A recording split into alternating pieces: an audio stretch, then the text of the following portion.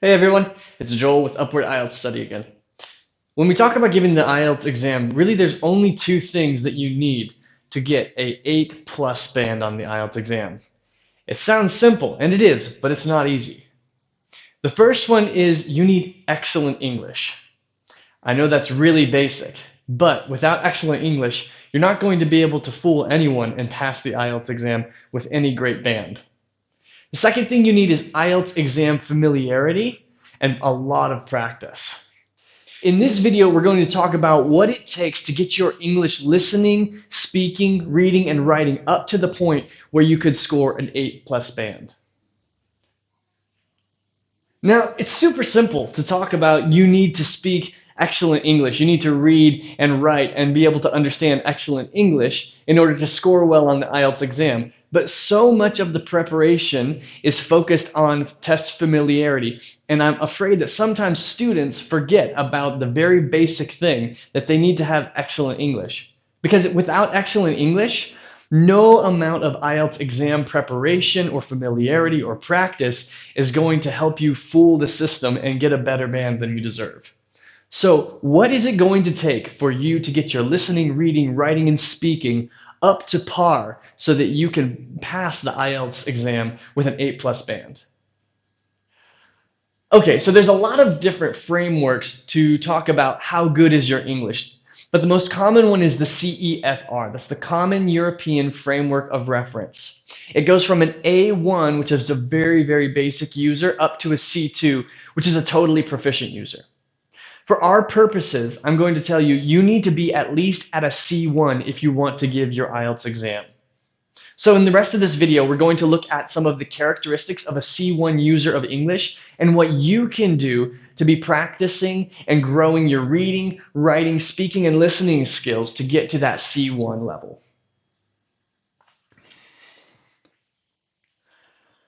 Now, according to the CEFR, a C1 user of English is the following. This person can understand a wide range of demanding, longer texts and recognize implicit meanings.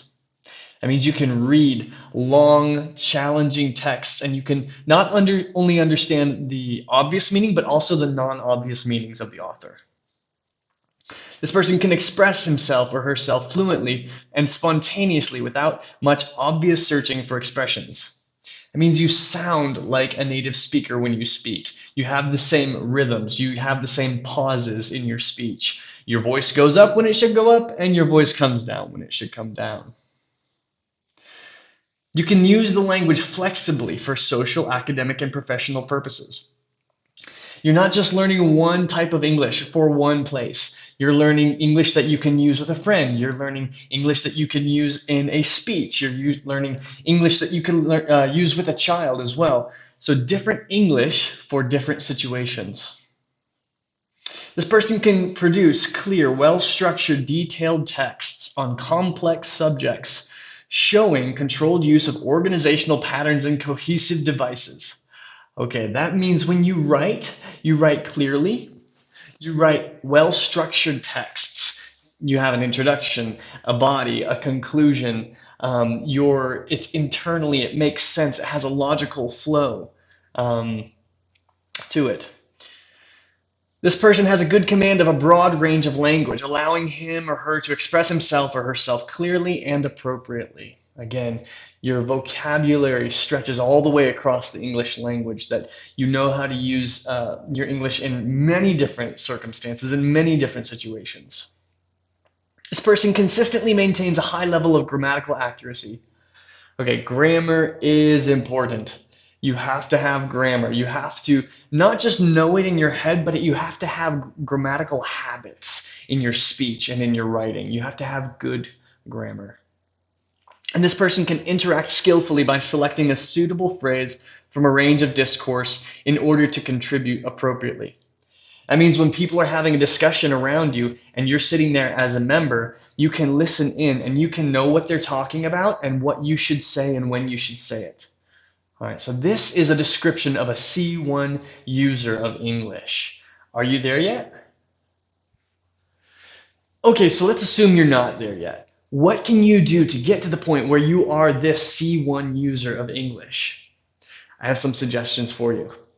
Start with watching and listening and reading anything you can that has good English, okay? That's novels, essays, presidential speeches, comedies, television sitcoms. This could be the newspaper. This could be the news on TV. Listen to things not just from one type of English user, but from many kinds of English users. That means you should listen to people that have different accents, not just one type of accent. And you should be able to understand about 80% of what you're reading or listening to.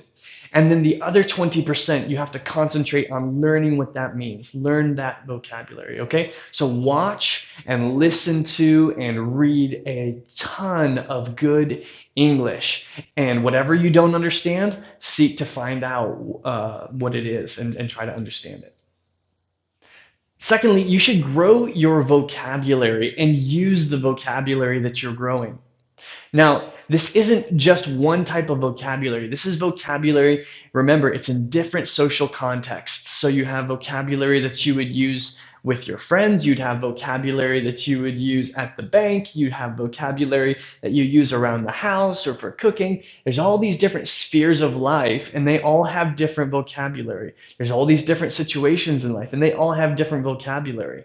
Vocabulary doesn't just mean single words either. It actually includes idioms and phrasal verbs as well. So make sure that you are studying the idioms and the phrasal verbs. The third thing is you should be practicing and using good English in writing and speaking.